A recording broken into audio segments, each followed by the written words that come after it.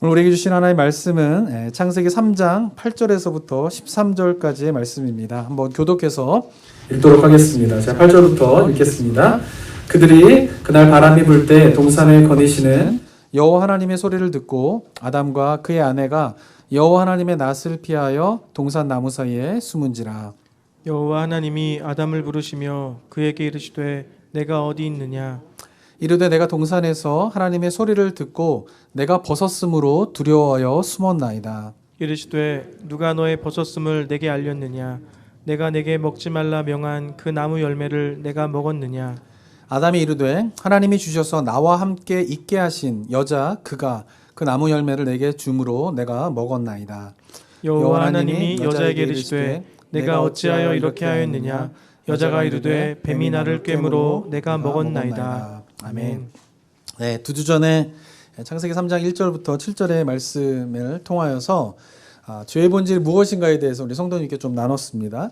죄의 본질은 뭐냐면요, 하나님께서 세워놓으신 질서를 파괴하는 것이 죄의 본질입니다. 그래서 뱀이 아담에게 아니라 하와에게 접근한 것이죠. 왜냐하면 하나님께서 남자와 여자 사이에 하나님의 질서를 세우셨는데 그 질서를 깨기 위해서는 뱀이 아담이 아닌 하와에게 접근해야지만 그 질서가 깨지기 때문에 그렇습니다.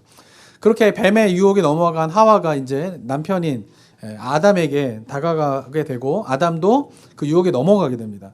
근데 그러면서 이제 일어난 일이 뭐냐면은 먼저 남자와 여자 사이에 하나님께서 세워놓으신 질서가 깨어졌는데 그 질서의 파괴는 그 남녀 사이에서의 질서의 파괴로 머무르게 되는 것이 아니라 이제 하나님과 창조주이신 하나님과 피조물인 인간 사이의 관계 질서의 깨짐으로 확장이 되게 됩니다. 아담과 하와가 이제 선악과를 따먹은 결정적인 이유가 무엇 때문이냐면요, 3장 5절에 보면은 이렇게 기록되어 있는데 너희가 그것을 먹는 날에는 너희 눈이 밝아져 하나님과 같이 되어서 선악을 알 줄을 하나님이 아심이니라. 그러니까 선악과를 먹게 된 결정적인 이유가 뭐냐면은 하나님과 같아지려고 하는 그 마음이다라고 하는 것이죠. 그러니까 아담을 지으신 하나님이 계시고 창조자가 하와의 삶의 주인이면서 아담과 하와는 피조물로서 창조주인 하나님의 말씀에 순종하면서 살아가는 것이 하나님의 질서인데, 하나님과 같이 되어지려고 한다라고 하는 것은 뭐냐면 바로 인간이 창조주가 되려고 한다라고 하는 것이죠. 그 말은 더 이상 나를 지으신 창조자의 명령에 따라 살아가는 삶이 아닌 내 뜻이 나의 삶을 이끌고 내 뜻에 따라서 삶을 살아가겠다라고 하는 그런 마음이 바로 선악과를 먹게 되는 결정적인 이유가 되고, 그것이 바로 죄의 본질이다라고 하는 것입니다. 그러니까 인간이 하나님의 뜻이 아닌 자신의 뜻을 따라 행동하는 게 뭐예요? 죄의 본질이다라고 하는 것이죠. 그리고 이 죄로 말미암아 하나님과 인간과의 관계들이 다 깨지게 되면서 생겨나게 된 것이 바로 고통이다라고 하는 것이죠. 그러니까 제가 말씀드리지만은 모든 종교들과 철학에서 공통적으로 이야기하는 한 가지가 있어요. 다 종교마다 다르게 이야기하지만 그것은 뭐냐면은 인간의 삶은 뭐예요? 고통이라는 것이에요. 인간의 삶은 고통. 이건 모든 종교가 이야기하는 것이에요. 그런데 그 고통의 이유가 저마다 다른데 성경에서 이야기하는 고통의 이유는 뭐냐면 바로 아담이 하나님의 말씀에 불순종함으로. 그 이유는 무엇 때문이냐면 피조물인 아담이 어떻게 해요? 인간이 창조주인 하나님이 되고자 하는 하나님과 피조물과의 그 질서를 깨트려 버림으로 말미암아 범죄하게 되었고, 그것으로 인하여서 우리 고통 가운데 있게 되었다라고 성경에서 이야기를 합니다. 자, 그러니까 성경은 이 선악과를 아담이 먹게 됨으로 인간이 이런 고통 가운데, 죄 가운데 빠지게 되었다라고 죄의 그런 이유에 대해 설명을 하고 있는데, 그러나 이런 이야기를 딱 들으면은 이제 마음속에 한 가지 드는 의문이 있습니다. 그것은 뭐냐면은 만약에 하나님이 선악과를 만들지 않으셨다면, 그래서 선악과를 먹지 말아라라고 하는 명령을 주시지 않았다면 아담과 하와가 먹지 않았을 것이고, 그러면 이러한 죄의 고통 가운데 빠지지 않았을 것인데 왜 하나님은 선악과를 만드셨는가라고 하는 의문들이 생기게 됩니다. 교회 밖에 있는 사람들은 당연히 이 질문하고요. 그럼 왜 하나님이 그걸 만드셨대? 이렇게 물어보고요. 교회 안에 계신 분들은 마음으로는 궁금한데 입으로는 선뜻 내뱉지 못하시고 궁금해하는 경우가 참 많이 있는 것 같아요. 자, 그럼 하나님께서 왜 선악과를 만드셨는가? 이것을 오늘 제가 다루려고 하는데요. 굉장히 중요한 내용이라고 볼 수가 있습니다. 하나님께서 선악과를 만드신 그 이유에 대해서 한번 답을 얻기 위해서는요, 한번 2장 19절을 한번 살펴봐야 되는데요. 2장 19절 한번 읽어볼까요? 시작. 여호와 하나님이 흙으로 각종 들짐승과 공중의 각종 새를 지으시고 아담이 무엇이라고 부르나 보시려고 그것들을 그에게로 이끌어 가시니 아담이 각 생물을 부르는 것이 곧 그 이름이 되었더라. 네, 하나님께서 생물을 다 지으시고 난 다음에 아담에게 그 이름을 짓게 하십니다. 자, 그런데 만약에 무엇인가 물건을 만든다면 그 물건의 이름은 누가 붙일까요? 만든 사람이 붙이게 돼 있어요. 그죠? 네, 아이폰이라고 하는 거를 스티브 잡스가 만들지 않았습니까? 그 스마트 기기를 딱 처음에 만들고 난 다음에 이건 아이폰이야 이렇게 만든 이름을 붙인 사람이 누굴까요? 네, 스티브 잡스예요. 스티브 잡스. 네, 윈도우라고 하는 뭐 컴퓨터 운영 체제를 빌 게이츠가 만들었는데 그 윈도우 이거는 윈도우야 OS 윈도우야라고 이름을 붙인 건 누굴까요? 빌 게이츠인 거예요. 그러니까 물건을 만들면 그 물건의 이름은 만든 사람이 붙이게 돼 있어요. 왜냐하면 이름을 붙인다라고 하는 것은 뭐냐면 존재의 가치를 부여하는 거거든요. 근데 하나님은 특이하게 하나님께서 온 생물을 만드시고 난 다음에 그 생물의 창조자로서 그 존재의 가치를 부여하는 이름을 지어줘야 되는데 하나님이 그 일을 하지 않으세요. 그리고는 누구에게 그 일을 맡기시냐면 아담에게 맡기신다라고 하는 거예요. 그래서 아담이 이름을 붙이면 그 말은 무슨 말이냐면 생물의 존재의 가치 부여를 아담이 하는 거예요. 근데 하나님이 그 아담이 이름을 붙이면 야 그건 틀렸어 다시 해 이렇게 하지 않으시고 그냥 본문에 뭐라고 되어 있어요? 그 생물을 부르는 것이 곧 뭐예요? 이름이 되었다라고 하는 것이에요. 그러니까 존재의 가치, 생물의 존재의 가치를 하나님이 부여하시는 것이 아니라 창조자인 아담이 부여하게 했다라고 하는 이 사실이 굉장히 중요하죠. 왜냐하면 하나님께서 아담을 어떻게 하신 거예요? 창조자의 권한을 아담에게 위임해 주시는 거예요. 창조자의 권한으로 생물들의 이름을 지으면서 존재의 가치를 부여해 주는 일을 아담이 하게끔 하셨다라고 하는 것이죠. 그러니까 1장 28절에 땅을 다스리고 땅을 정복하고 생물을 다스리라라고 하는 명령을 주시는데 그 명령 속에 담겨져 있는 중요한 의미는 뭐냐면 그냥 다스리라라고 한 게 아니라 창조자의 권한을 너에게 주노니 네가 생물을 다스리라라고 이렇게 이야기하고 있다라고 하는 것이죠. 그리고 하나님께서 창조자의 권한을 위임하셨다라고 하는 것을 확증해 주는 사건이 뭐냐면 바로 아담이 생물에게 이름을 붙이는 이 장면이다라고 하는 것입니다. 창조자가 해야 할 일을 아담에게 주시면서 권한을 주시면서 아담이 하나님이 창조한 피조 세계를 다스리고 정복하는 가운데에서 잘못하면 빠지게 되는 착각이 무엇이겠습니까? 그것은 자기가 뭔 줄을 알고 착각하기 쉬울까요? 창조자인 줄 알고 착각하기 쉬운 거예요. 창조자의 권한을 가지고 다스리니까요. 그런데 만약에 하나님께서 창조자의 권한을 주었지만 아담 스스로가 인간 스스로가 자신이 마치 창조자인 것처럼 생각하면서 자신을 지으신 여호와 하나님을 생각하지 않고 그 여호와 하나님의 주권을 인정하지 않고 그 여호와 하나님이 명령하신 말씀을 따르며 살지 않게 될 때에 아담은 어떻게 될까요? 죽게 되는 것이에요. 아담을 지으실 때, 인간을 지으실 때는 영원한 생명을 허락하셨는데 아담이 자신이 창조주라고 생각하면서 여호와의 말씀을 순종하지 않고 자신의 뜻에 따라 자신의 삶이 주인이 되면서 마치 피조물이 아닌 창조자인 것처럼 살아가게 될 때에 하나님과의 관계는 끊어지게 되고 그 하나님과의 관계가 끊어지게 되면서 인간은 영원한 생명을 살 수 없는 존재가 되고 죽음의 존재가 된다라고 하는 것이죠. 그래서 하나님께서는 아담이 그러한 권한을 가지고 세상을 다스리지만 피조 세계를 다스리지만 그러나 하나님께서 아담이 스스로가 그 창조주로서의 그 착각에 빠지지 않도록 세우신 것이 뭐예요? 선악과이다라고 하는 것이에요. 에덴 동산에서 아담이 하나님의 권한을 가지고 다스릴 때에 그가 문득문득 동산 어디에서나 보이는 중앙에 있는 선악과를 바라봐야 하는 것이에요. 그 선악과를 바라보면서 그가 깨달아야 할 것은 내가 창조자의 권한을 가지고 다스리지만 나는 뭐예요? 피조물이라는 것이죠. 그리고 나를 지으신 창조주가 계시고 그 창조자께서 명령하신 것이 뭐예요? 선악과를 먹지 말아라 라고 하는 명령이 있다라고 하는 사실을 기억하면서 나는 그 명령에 순종해야 되는 피조물이다라고 하는 것을 인식하며 살아가는 것이 바로 선악과를 세우신 중요한 목적이다라고 하는 것이죠. 그러니까 선악과를 세우신 첫 번째 목적은 뭐냐면은 아담이 영원한 생명을 누릴 수 있도록 그것을 계속 깨닫게 해주는 하나님의 은혜의 방편으로서 선악과를 세우셨다라고 하는 것입니다. 이것이 첫 번째 선악과가 갖고 있는 의미입니다. 두 번째로 하나님께서 선악과를 만드신 이유가 있는데요. 그것은 뭐냐면은 하나님과 인간이 참 교제를 하기 위해서 선악과를 만드셨다라고 볼 수가 있어요. 제가 계속 말씀드리지만 하나님께서 인간을 만드신 중요한 이유는 뭐냐면요. 교제하기 위해서요. 교제하기 위해서. 그런데 참 교제는 어떤 존재들 사이에서 이루어지게 되냐면은 인격체들 사이에서 이루어지게 됩니다. 만약 인격체가 아니면 어떻게 해요? 교제가 일어나지 않아요. 그래서 하나님께서 인간과 교제하기 위해서는 인간이 뭐가 돼야 돼요? 참 인격체가 돼야 되는 거예요.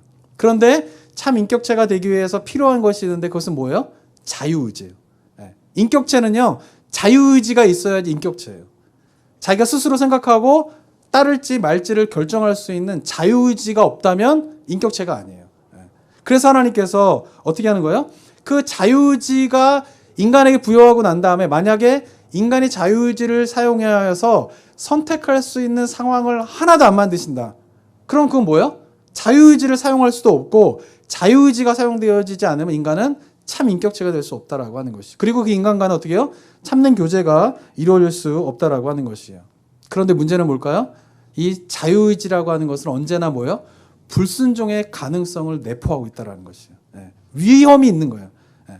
그래서 하나님께서 선악과를 만드신 이유는 뭐냐면은 인간에게 자유의지를 부여하고 난 다음에 선악과에 이 선악과를 먹지 말라라고 하는 명령을 주시고는 어떻게 하신 거예요? 그 자유의지를 사용하여서 순종할지 말지를 인간 스스로가 결정할 수 있는 기회를 어떻게 해요? 허락하신 것이에요.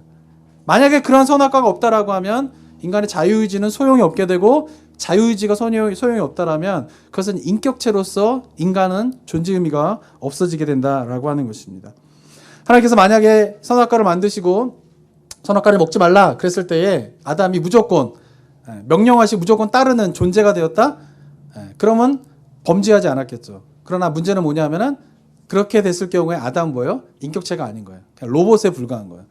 그러니까 하나님 인간을 만드실 때 로봇을 만드시는 게 아니에요. 하나님 인간을 만드실 때 뭘 만드신 거예요? 인격체를 만드시다라고 하는 것이죠. 그래서 선악과를 세우신 중요한 두 번째 이유는 뭐냐면은 아담이 참 인격체가 되기 위해서는 필요할 수밖에 없는 어떻게 하나님의 은혜의 방편이다라고 하는 것입니다. 그러면서 또 혹자들은 어떻게 이야기하냐면 하나님이 모든 걸 아신다면서요. 하나님이 다 아신다면 아담이 선악과를 먹을 줄 아셨다면 그걸 막으셨어야죠. 그걸 막으시지 않은 하나님도 책임이 있는 거 아닙니까? 라고 물어보기도 합니다. 근데 만약에 하나님께서 자유의지를 주셨는데 아담이 선악과를 먹으려고 했을 때 그것을 막으셨다? 그럼 아담이 범죄하지 않고 뭔가 죄는 없었겠죠. 그런데 문제는 뭘까요? 그러한 아담은 뭐예요? 참 인격체가 아닌 것이에요. 그런 아담과 하나님께서 원하시는 관계를 맺을 수가 없는 것이에요. 그래서 하나님께서 인간과 정말 어떠한 관계를 맺으시기 원하시고 그 관계를 위해서는 아담에게 자유의지가 왜 필요하고 인격체가 되어야 하는가 이거를 깨닫는 것은 너무나 중요하다고 하는 것이죠. 하나님에게 인간이 인격체적인 존재이다라고 하는 것이 하나님께 얼마나 중요한지는 선악과를 만드신 것을 보면 알 수 있어요. 말씀드린 것처럼 선악과는 어떻습니까? 만약에 아담이 선악과를 먹는 그 순간 어떤 일이 벌어지는 거예요? 하나님께서 심혈을 기울인 피조세계가 다 망가지는 거예요. 실제로 그런 일이 일어난 거예요, 지금. 그러니까 창세기를 봤지만은 이 창세기 속에서 뭐 특별하게 하나님이 정말 심혈을 기울여서 뭐 굉장한 노력을 통하여서 만드셨다 이런 표현은 직접적으로 없지만 1장을 가만히 보고 2장을 보면 어떤 것을 느낄 수 있어요? 하나님이 피조세계를 얼마나 그 위대하신 하나님이 심혈을 기울여가지고 이 피조세계를 만드셨는가를 알 수 있어요. 만든 것마다 좋다고 하시잖아요. 보기에 좋았더라. 심히 보기에 좋았더라. 얼마나 기뻐하시고 만족하시면서 이 피조세계를 만드신지 몰라요. 그런데 그 피조세계가 만약에 아담이 선악과를 먹는 그 순간 하나님의 말씀에 불순종하는 그 순간 어떻게 되는 거예요? 피조세계는 다 망가지는 거예요. 그러니까 하나님께서 선악과를 만드실 때에 이 선악과로 말미암아 본인이 만든 그 피조세계가 다 엉망이 될 수 있다라고 하는 그런 뭐예요? 위험을 안고서라도 선악과를 만드신 거예요. 왜? 그 선악과가 있어야지만이 뭐예요? 인간이 인격체로서 존재할 수 있기 때문에 그렇다라고 하는 것이죠. 그러니까 하나님께서 선악과를 만드심으로 말미암아 인간에게 있어서 이 인격적인 존재, 인격체라고 하는 것이 하나님에게 얼마나 중요한 사실인가를 우리가 깨닫는 것이 굉장히 중요합니다. 저는 어쩌면요, 예수님이 오셔야 되는데 안 오시잖아요, 지금, 그죠? 그리고 지금 코로나 시대가 되니까 예수님 곧 오신 거 아닌가 이런 이야기도 많이 하시는데 저는 한편으로는 빨리 오셨으면 좋겠다 이런 마음이 있는가 하면 또 한편으로는 아직은 아닌데 이런 생각도 좀 들어요. 근데 하나님도 똑같으실 것 같아요. 저는 이제 보면은 왜 2000년 동안 이렇게 예수님이 안 오시는가. 이게 예수님이 부활 승천하시고 난 다음에 그 12제자들과 특별히 바울 사도 같은 경우에는요, 이 서신서를 가만히 읽어보면요, 정말 자기네들이 살아있을 동안에 예수님이 다시 올 거라고 믿었어요. 그래서 어쩌면 바울 사도가 그렇게 열심히 정말 온 세계를 돌아다니면서 전도에 힘썼던 이유 중에 하나는 뭐냐면은 자기가 살아있는 동안에 예수님이 다시 오실 거라고 믿고 있었어요. 그래서 성도들한테도 얘기할 게 뭐냐면은 주님 곧 오신다. 그 주님을 대비해야 된다라고 막 가르치면서 이기는 것이 그 서신서에 보면 나와 있어요. 그런데 예수님이 어떻게 해요? 살아생전에 안 오시는 거예요. 100년이 지나도 200년이 지나도 500년이 지나도 1000년이 지나도 2000년이 됐는데 지금 안 오시는 거예요. 그 혹자들은 요즘에 사람들 어떻습니까? 안 믿어요, 아무도. 예수님이 다시 오신다는 사실을 사람들한테 막 이야기하면 안 믿어요. 옛날에는 그렇지 않았다는 거예요. 예수님이 다시 오신다 그러면 사람들이 반응했는데 안 오시니까 사람들이 더 이상 예수님 오신다라고 하는 것에 대해서 반응하지 않아요. 심지어는 그리스도인들조차도 예수님 언제 오시지? 예수님 언제 오시지? 이런 소망이 뭐예요? 가끔가다 있죠. 가끔가다. 머릿속에 항상 있지 않아요. 근데 초대교회 성도들은 그렇지 않았다는 거예요. 항상 머릿속에 주님이 곧 오신다. 주님이 곧 오신다. 그렇기 때문에 어떻게 해요? 그들이 깨어서 하나님의 말씀에 순종하면서 살아갈 수 있었던 것이에요. 근데 이 시대 그리스도인들은 어때요? 주님이 오신다라고 하는 생각을 잘 못해요. 왜 그러냐면 너무 긴 시간이 지났어요. 2000년이라고 하는 시간이. 하나님에게는 어떨지 모르겠지만 우리에게 너무나 긴 시간이 지나버린 거죠. 그런데 왜 하나님이 이토록 긴 시간을 거치면서 오시지 않는가에 대한 이유를 저는요 생각해 봅니다. 하나님께서요 온 세상 사람들을 구원하기 위해서 예수 그리스도가 이 땅에 보내신 거 아니에요? 그런데 온 세상 사람들을 구원할 수 있는 좋은 방법이 있어요. 그건 뭐냐면은 시간도 얼마 안 걸려요. 잠깐 온 세상 사람들한테 천국문 한번 쫙 열어줬다 보여주고, 온 세상 사람들한테 지옥문 한번 쫙 열었다 보여주고, 지옥의 고통이 얼마나 큰가를 쫙 보여주고 난 다음에 뭐 길게 보여줄 필요도 없습니다. 한 30초만 보여주면 돼요. 그리고 난 다음에 예수님을 믿으면 천국 가고 예수님을 믿지 않으면 지옥에 이런 고통을 받게 됩니다. 라고 사람들한테 다 보여줘 버리면은 사람들이 어떨까요? 예수님 믿을 거예요. 근데 하나님께서 그 방법을 사용하지 않으세요. 이유가 무엇 때문인지 아세요? 하나님이 원하시는 믿음은 두려움에서 생겨나는 믿음이 아니라는 거예요. 지옥 갈까봐, 벌 받을까봐. 그래서 내가 예수님 믿어야지. 그래서 하나님 믿어야지. 이건 하나님이 원하시는 믿음이 아니라는 것이에요. 다른 종교가 갖고 있는 신에 대한 믿음은 대부분 어떤 건지 아세요? 두려움에서 시작된 믿음이에요. 두려움 때문에 믿는 거예요. 신에게 벌 받지 않을까봐, 지옥 가지 않을까봐 믿는 거예요. 신을 믿는 거예요. 그런데 기독교 신앙의 믿음은 절대 그것이 아니라고 하는 것이죠. 물론 처음에는 지옥 갑니다. 예수님 믿지 않은 지옥 갑니다. 라고 하는 두려움과 염려 속에서 벌 받지 않으려고 믿음이 신앙생활을 시작할 수는 있습니다. 그런데 만약에 하나님을 알아가고 예배를 드리고 말씀을 읽고 하나님과 교제하는 가운데 10년, 20년이 지났는데 여전히 나는 지옥 갈까 무서워서 심판받을까 두려워서 벌 받을까 봐 두려워서 예수님을 믿어요? 라고 한다면 그건 진짜 믿음이 아니에요. 근데 안타까운 건 뭐냐면 제가 교회를 여러 군데 다니면서 생각해 보면은 문득문득 그런 이야기 하세요. 제가 하나님의 은혜에 대해서 막 얘기하고 이러면은 설교 끝나고 가면 가끔가다 얘기하시는 분이 있어요. 자기는 정말 하나님의 은혜보다는 하나님에 대한 두려움으로 신앙생활을 했던 것 같다고. 그렇게 얘기하시는 분을 제가 자주 만나요. 그게 뭐냐면 교회 안에서 신앙생활을 하는데 여전히 지옥 가기 무서워가지고 예수님 믿는 거예요. 지옥 가기 무서워가지고 예배 드리는 거예요. 벌 받지 않으려고 어떻게 하는 거예요? 11조 내는 거예요. 벌 받지 않으려고 어떻게 하는 거예요? 예배 꼭꼭 참석하는 거예요. 사랑하는 성도 여러분, 이거는 뭐예요? 하나님께서 원하시는 믿음이 아니라는 것이에요. 하나님께서 원하시는 믿음은 뭐예요? 인격체의 만남 속에서 인격체가 이 사람이 어떤 사람인지를 알아가면서 사람들과 관계가 그런 거잖아요. 어때요? 이 사람이 어떻게 처음엔 도둑놈 같이 생겼더라도 알고 보니까 어떻게 해요? 도둑놈이 아니에요. 그러다 어느 순간 믿고 지나다 보는데 도둑놈 같은 짓을 해요. 그런데 의심을 한번 하는 거예요. 근데 알고 보니까 뭐야? 도둑놈이 아닌 거예요. 근데 그런 과정들을 몇 번 거치다 보면 어떤 마음이 생겨요? 이 사람 정말 믿을 만한 사람이다. 내가 의심도 몇 번 해봤는데 그 의심해봤어도 이 사람은 진짜 믿을 만한 사람이다. 라고 하는 마음이 생기는 게 뭐예요? 사람들 간의 신뢰이잖아요. 그러니까 하나님과 인간과의 관계도 마찬가지라는 것이에요. 벌 줄까봐 두려워서 신을 믿는 거는요, 하나님이 원하시는 게 아니에요. 하나님 원하시는 건 뭐예요? 하나님과의 만남 속에서 하나님에 대해 의심도 해보고 말씀 따라 살아갈 때 이것이 되는지 안 되는지에 대해서 한번 의심하다가 불순종도 해보고 그런데 돌이켜보니까 그래도 갈 곳은 하나님밖에 없다. 역시 하나님의 말씀을 순종하여 살아가는 것이 맞는 것이야 라고 하는 것을 스스로 느껴야 되는 것이죠. 자유의지를 사용해가지고 스스로 느끼는 가운데 그래 결정했어. 어떻게? 내가 하나님을 믿기로. 왜? 하나님의 말씀이 최고의 가치이기 때문에. 하나님의 말씀에 따라 살아가는 것이 진짜 행복한 길이니까 내가 그것을 의심도 해보고 돌아도 가보고 불순종도 해봤는데 그 모든 것이 헛된 것이고 진짜 뭐요? 하나님을 믿는 것이, 말씀에 순종하는 것이 진짜 행복한 길이야. 그래서 나는 하나님을 믿기로 결정했어. 라고 하는 하나님의 인격적인 관계 속에서 나오는 신뢰가 뭐요? 기독교에서 이야기하는 믿음이다라고 하는 것이에요. 그러니까 두려움 속에서 생겨나는 믿음과 인격적인 관계 속에서 서로 만나고 교제하는 가운데에서 생겨나는 신뢰의 믿음은 구별할 수 있어야 돼요. 이 두 가지를 구별하지 못하는 가운데에 신앙생활하는 경우가 많이 있다라고 하는 것이죠. 그래서 저는 어쩌면 인간들에게 그 하나님과 인격적인 관계 속에서 두려워하지 말고 인격적인 관계 속에서 내가 말하는 것이 뭔지, 내가 원하는 것이 뭔지를 인간이 알고 깨달을 때까지 어쩌면 심판의 때를 늦추고 계시다라고 하는 것이죠. 그리고 또 다른 말로 한다면 어쩌면 하나님을 알아가는데 정말 이렇게 오랜 시간이 걸린다라고 생각이 들어요. 왜? 우리의 너무 무지하니까. 우리 한계성이 있잖아요. 그러니까 하나님이 누구이시고 그분을 정말 믿는데 어쩌면 2000년, 3000년의 시간이 거쳐야지만이 뭐요? 하나님이 누구이신가를 인간이 제대로 알 수 있기 때문에 어쩌면 하나님께서 그 심판의 때를 늦추시고 재림의 때를 늦추시는 것은 아닌가라고 하는 생각이 저는 마음에 듭니다. 사랑하는 성도 여러분, 제가 강조하고 있는 것은 뭐예요? 하나님께서 우리를 인격체로 만드셨다라고 하는 사실이 하나님에게 얼마나 중요한가를 깨달으셔야 돼요. 뭐를 보면서? 선악과를 만드신 것을 보면서. 우리가 신앙생활 할 때 이 인격성이 뭐예요? 하나님의 인격적인 그런 것들이 맨 밑바탕에 깔려 있어야지 뭐예요? 우리가 올바른 신앙을 할 수 있습니다.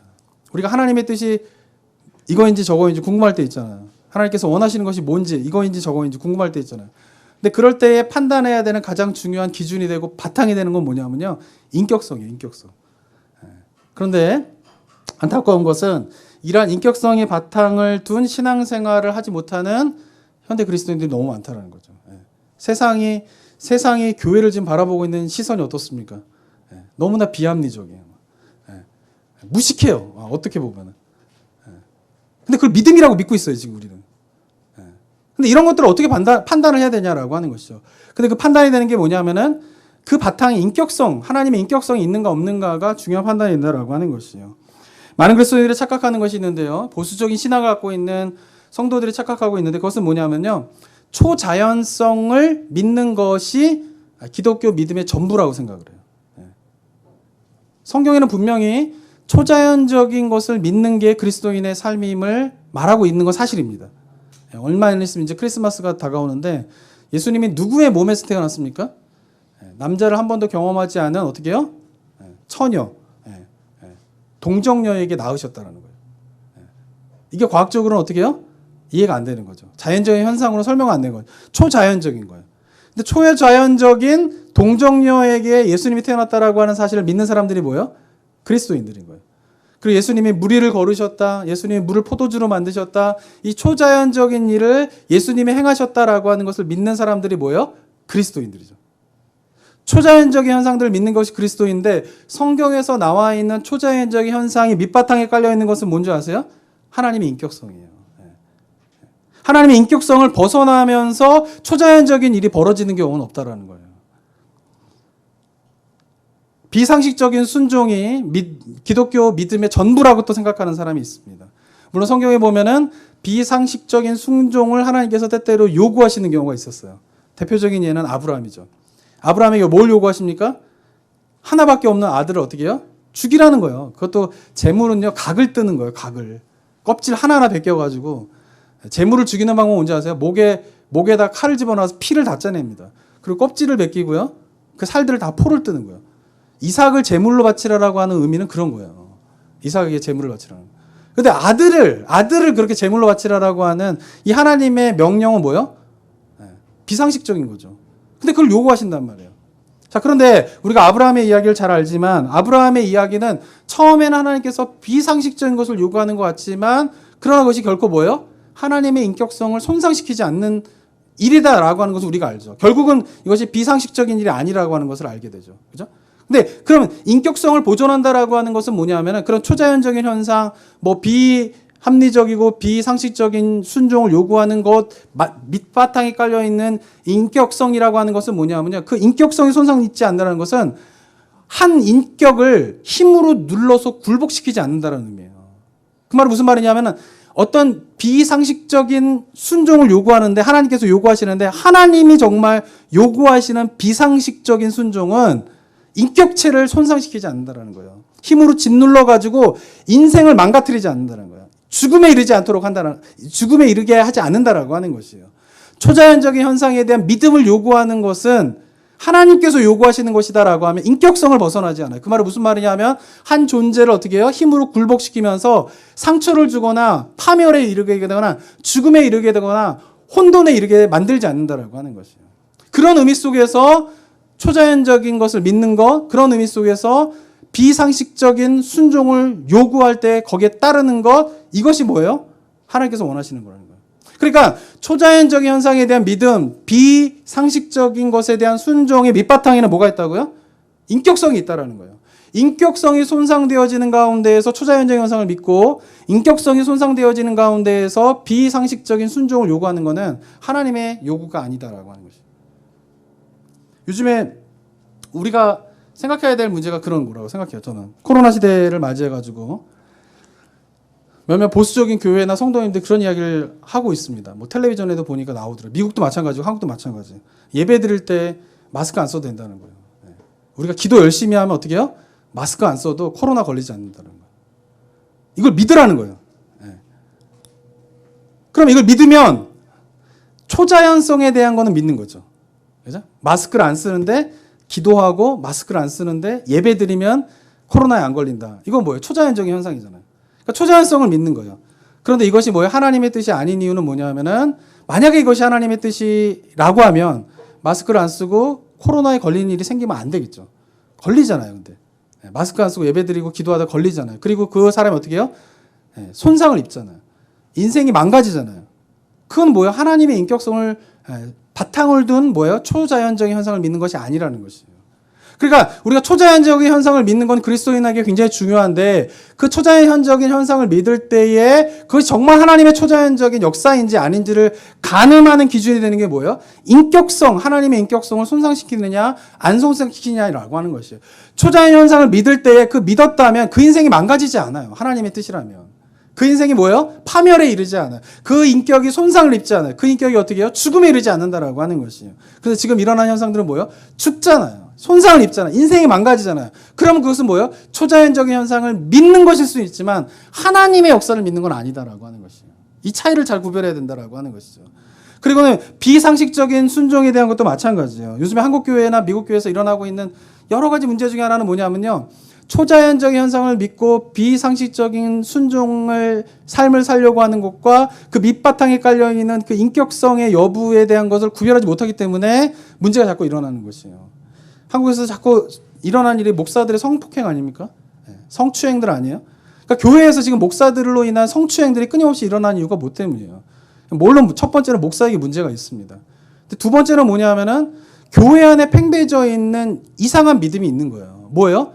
비상식적인 상식을 초월하는 순종을 하는 것이 믿음이다라고 생각하는 거죠. 그러니까 목사가 성적인 부분에 대한 요구를 하는데 그 희생을 당한 사람들의 대부분의 나중에 이야기가 뭐예요? 목사님이 말하니까 그게 하나님의 뜻인 줄 알고 어쩔 수 없이 따를 수밖에 없었다라는 거예요. 왜 이런 이야기가 자꾸 나오냐라는 거예요. 초현실적인 또는 비합리적인 비상식적인 믿음을 요구하는 내용이 기독교 신앙의 중요한 포인트는 맞아요. 그런데 그것이 뭐를 손상시키지 않는다고요? 하나님의 인격성을 손상시키지 않는다니까요. 그런데 만약에 그런 일에 순종하면 어떻게 됩니까? 그 여자가 인생이 망가지는 거예요. 인격이 얼마나 손상을 입어요. 그리고 그 삶이 얼마나 망가지게 됩니까? 그런 뭐예요? 비상식적이고 비합리적인 순종은 하나님이 요구하시는 순종이 아니다라고 하는 것이에요. 그러니까 저는 이걸 잘 구별해야 된다고 생각이 들어요. 또 한편에서는 그러다 보니까 어떤 일이 벌어지게 되냐면 초현실적인, 초자연주의적인 믿음에 대한 걸 자꾸 포기해버려요. 그리고 어떻게 해요? 비상식적인, 비합리적인 순종을 우리가 때때로 해야 될 때가 있는데 상식을 초월하는 하나님 앞에 순종의 삶을 살아가야 될 때가 있는데 그것을 자꾸 포기해버리는 일들이 일어나고 있다라고 하는 것이죠. 사랑하는 성도 여러분, 초현실적이거나 초자연적이거나 비상식적인 순종의 바탕이 되는 그것이 무엇이어야 돼요? 인격성이 바탕이 되어야 된다고요. 하나님은 어떻게 해요? 인생을 절대 손상시키지 않으세요. 한 사람을 힘으로 굴복시키면서 그 인생을 망가뜨리는 그런 일들을 절대 하지 않으신다라고 하는 것이에요. 그런 의미 속에서 우리가 하나님의 인격성에 대한 가치 판단을 가지고 우리가 신앙생활을 하는 것이 굉장히 중요하다고 저는 생각합니다. 그러면서 선악과를 왜 만드셨는가라고 하는 사실을 우리가 깨닫는 것이 필요합니다. 하나님께서는 어떻습니까? 자신이 만든 피조세계와 피조물을 망가뜨리는 그런 요구를 하지 않으시는 분이다라고 하는 것이죠. 왜냐하면 하나님께서는 어떻습니까? 자유의지를 줘서 그것에 어떻게 해요? 스스로 깨닫고 그것에 순종할지 말지를 결정할 수 있는 인격체로서의 인간을 하나님께서 원하시고 그러한 인간과 교제하기를 원하신다라고 하는 것을 우리가 반드시 깨달아야 합니다. 포인트가 뭡니까? 우리 자유의지를 사용해서 스스로 하나님의 뜻을 깨닫고 즐거워하면서 자발적으로 하나님의 뜻에 순종하며 살아가는 그 삶의 모습, 그것이 바로 하나님께서 원하시는 인간의 모습이다라고 하는 것이에요. 우리나라 말에 보면은 그 철들다라고 하는 말이 있습니다. 이 사람 참 철들었네. 뭐 이놈 참 철들었네. 이런 말이 있죠. 이 철들다라고 하는 말은 농경사회 문화에서 나온 말인데 여기서 이 철이라고 하는 것은 뭐 어떤 사람 뭐 약 좀 먹어야겠어. 철들게 뭐 이러면서 철분약을 먹으라고 뭐 이렇게도 하는데 그런 의미가 아닌 건 잘 아시죠? 그죠? 여기서 철이라고 하는 것은 뭐냐면 계절이에요. 계절. 철을 따라 뭐 계절을 따라 이런 의미인 거죠. 철이 들었다라고 하는 말은 뭐냐면은 이제 어떻게 해요? 곡식이 무르익어 가지고 곡식을 딸 때가 되었다. 그러니까 철이 들었다라고 하는 건 뭐냐면 곡식이 여물었다. 열매가 어떻게 해요? 딸 만큼 잘 자랐다. 이런 의미 속에서 철들었다 이렇게 이야기하는 것이. 그러니까 사람에게도 철들었다, 너 철들었다 이렇게 말하는 이유는 뭐냐면 이 사람이 어떤 상태에 됐다는 거 이제 성숙하게 되었다. 곡식을 딸 때에 그렇게 여문 것처럼 너가 참 성숙하게 되었구나, 어른이 되었구나라고 할 때에 철들었다 이런 말을 하게 되는 것이죠. 그런데 사람이 언제 철들까요? 보면은 언제 성숙했다, 이 사람이 어른이 되었다라고 말하게 됩니까? 부모의 마음을 알 때 철들었다 그런 이야기를 많이 하죠. 그래서 어른들이 그런 말 많이 하지 않습니까? 이게 사람은 어떻게 해요? 결혼을 해야지 어른이 된다 이런 말을 많이 하시잖아요. 그 말이 무슨 말이에요? 결혼을 해서 아이를 낳아봐서 부모가 되면은 그제서야 뭘 하는 거예요? 부모의 마음을 아는 거예요. 그 전까지는 진짜 몰라요. 저도 애기 낳아보니까 어머니가 이렇겠구나. 저도 이것도 영상 보시면 우리 어머니가 오해하실 수도 있는데 저는 어렸을 때 저 형하고 저하고 둘이 있었거든요. 근데 왜 이렇게 어렸을 때 우리 어머니는 우리를 이렇게 때리셨을까? 네. 왜 이렇게 남자 형제 둘이 있는데 우리를 왜 이렇게 때리셨을까 이런 생각이 들었는데 애기 키워보니까 알겠더라고요. 남자 하나인데 남자 둘이 있으면 진짜 치고받고 저 형하고 어렸을 때 놀았던 거 생각하면은 방 안에 문 잠그고 난 다음에 베개 싸움하고 복싱 글러브 사고 서로 복싱하고 막 이러고 놀았거든요. 그러니까 어머니가 뭐예요? 그런 거 보면 막 화가 나요. 복싱하다 말고 복싱만 합니까? 복싱하다 보면은 처음에는 뭐 스포츠고 장난으로 시작하다가 이제 어떻게 돼요? 한번 잘못 맞으면 그때부터 뭐 XX 막 이러면서 서로 이제 막 싸움박질하게 되잖아요. 그러니까 그런 거 보면 얼마나 우라통이 터지겠어요, 그죠? 그러면서 막 혼내시고 막 이랬었을 거 아니야? 근데 아기를 키워보니까 알겠더라고요. 애를 키워보니까 부모님의 마음을 알겠더라고요. 그러니까 부모님의 마음을 알게 되는 그때가 뭐가 되는 거예요? 철들었다, 어른이 되었다 이렇게 이야기하는 거 아니겠습니까? 난 이야기가 있는데요. 치매 아버지를 모시는 아들 이야기가 제가 한번 이제 읽어봤는데요. 어느 날 치매에 걸리신 아버지를 모시고 있는 아들이 아버지가 창가에 이렇게 멍하니 치매 환자가 이게 좀 멍하지 않습니까? 그럼 어느 순간 또 이렇게 멍하니 창밖을 바라보시다가 나뭇가지 이제 까마귀 한 마리가 딱 이렇게 앉는 거를 보더니 아들한테 묻습니다. 아들아, 저게 뭐니? 그랬더니 아들이 아버지, 저거는 까마귀예요. 그렇게 말씀을 드렸어요. 그러다 얼마 좀 얼마 안 지나서 또 그 새를 똑같은 새를 보더니 아버지가 아들한테 또 물어봐요. 아들아, 저게 뭐니? 그러니까 아버지, 제가 까마귀라고 말씀드렸잖아요. 이렇게 물어봤어요. 대답을 했어요. 그래서 좀 있다가 또 아버지가 멍하니 있다가 또 물어보는 거예요. 아들아, 저게 뭐니? 그러니까 치매 환자분들이 자꾸 깜빡깜빡 하시잖아요. 까먹잖아요. 그러니까 계속 물어보는 거예요. 그러니까 아들이 세 번째가 됐을 때는 화를 내면서 아버지, 제가 2번이나 까마귀라고 말씀드렸잖아요. 왜 말귀를 못 알아들으세요? 그러면서 화를 내면서 자리를 확 박차고 나갔어요. 그 일이 있고 난 이후에 며칠이 지나고 난 다음에 아들이 이제 집안에서 물건을 정리하다가 우연히 아버지의 이제 일기장을 이제 보게 되었습니다. 근데 일기장에 보니까 자기가 3살 때 아버지가 쓴 일기가 그 일기장에 있었어요. 그 내용이 이런데요. 아버지가 이제 일기장에 이렇게 썼습니다. 오늘은 창가에 까마귀가 날아앉았다. 어린 아들은 저게 뭐야? 라고 물었다. 나는 아들에게 응, 저 새는 까마귀야 라고 대답해 주었다. 그러자 아들은 좀 있다가 또 저게 뭐야? 라고 물었다. 나는 또다시 아들아, 저거는 까마귀야 라고 대답해 주었다. 조금 있다가 아들은 또다시 저게 뭐야? 라고 물었다. 나는 또다시 아들에게 아들아, 저 새는 까마귀야 라고 대답해 주었다. 아들은 똑같은 질문을 연거푸 20번도 넘게 되풀이했지만 나는 그때마다 아들에게 꼬박꼬박 대답해 주었다. 아들아, 저 새는 까마귀야. 그렇게 같은 대답을 하면서도 행복하고 즐거웠다. 그런 후에 아들에게 이야기했다.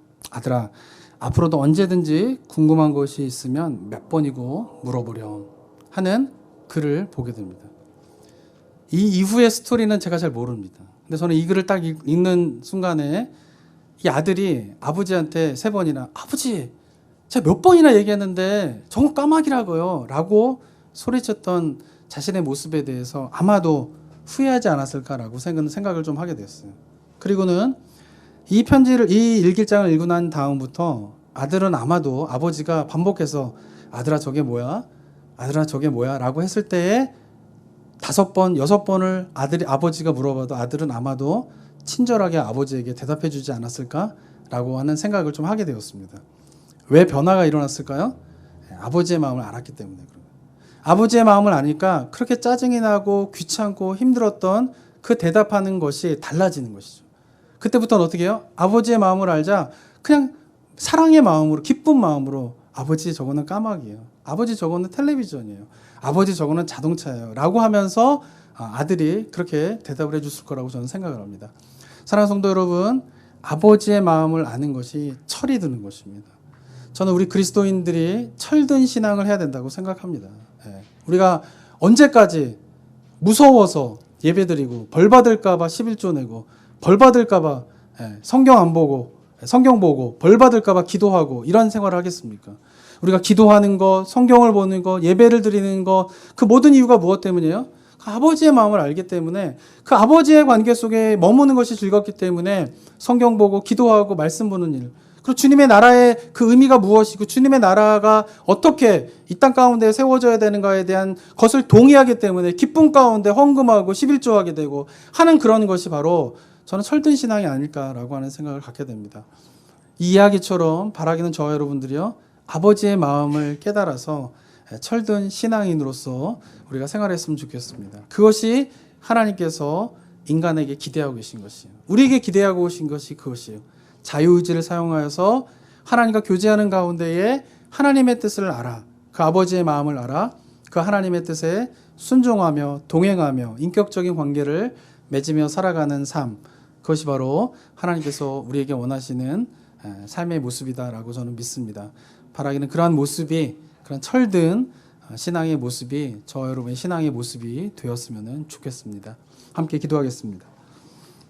이 시간 기도하며 나아갈 때에 사랑하는 성도 여러분, 신앙생활의 모습을 한번 돌아보시기 바랍니다. 무엇 때문에 예수님을 믿습니까? 저는 예수천당 불신지옥의 노방전도가 한계가 있다고 생각합니다. 평생을 지옥에 갈까봐 두려워가지고 신앙생활 한다면, 그래서 난 예수님 믿는다면 그것은 철든 신앙이 아닌 것이죠.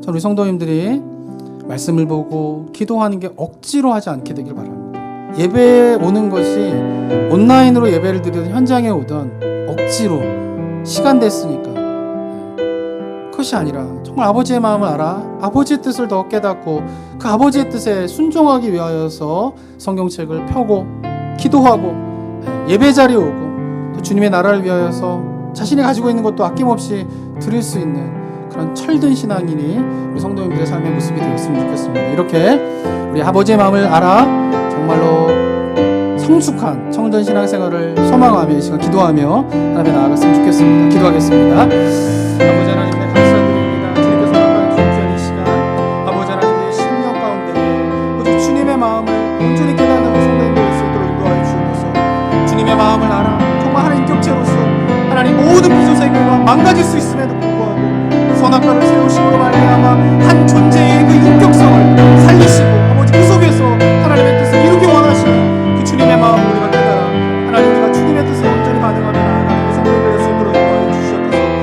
주님의 마음을 알게 하시고 기도하는 자 되게 하시고 주님의 뜻에 한번 답하여서 성경식을 떠는 자 되게 하시고 예배 자리 가운데 나오게 되는 주님 앞에 아버지 묵상하며 아버지 기도하며 나아가게 되는 우리 성도님들의 삶이 될 수 있도록 주님 도와주시옵고 정말 주님의 마음을 깨달아서 아버지 성숙한 아버지 철된 신앙인으로서의 삶을 살아가며 그 속에서 누리게 되는 기쁨과 그 속에서 누리게 되는 아버지 평강과 그 속에서 누리게 되는 은혜의 충만함이 아버지 우리 성도님의 삶 가운데 차고 넘칠 수 있도록 아버지 하나님 도와주시고 주님이 도와주시고 주께서 역사해 주시고